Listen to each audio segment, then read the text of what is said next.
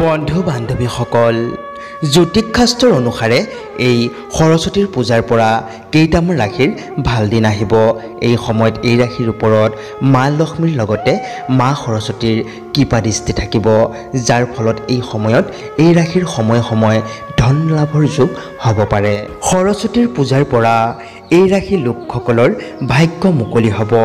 মা সৰস্বতীৰ আশীষ থাকিব, টকা পইচা হাতলৈ আহিব। এই সৰস্বতীৰ পূজাৰ পৰাই এওঁলোকৰ যি সমস্যা আছিল সকলোবোৰ দূৰ হৈ যাব, সুখ সমৃদ্ধি আহিব, কৰ্মদিশত উন্নতি আৰু সাফল্য দেখিবলৈ পাব। পাৰিবাৰিক জীৱন আনন্দময় হ'ব, টকা পইচাৰ অভাৱ কমিব, অৰ্থ উন্নতিৰ তুলনাত ব্যয় কম হ'ব, শাৰীৰিক পূৰ্বতকৈ উন্নতি হ'ব।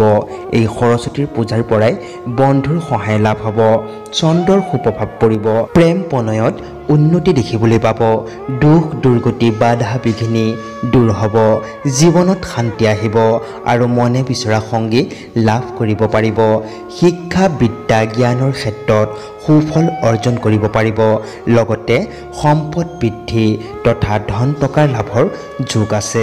ভাগ্যৰ পুণ্য সংযোগ মিলিব, দাম্পত্য জীৱন সুখী হ'ব, যি আশা কৰে সকলো আশাই পূৰ্ণ হ'ব, বিদ্যাৰ্থীসকলৰ বিদ্যাত মন বহিব। এই ভাগ্যশালী ৰাশি কেইটা হৈছে মেঘ ৰাশি, সিংহ ৰাশি, তুলা ৰাশি, ধনু ৰাশি, মকৰ ৰাশি আৰু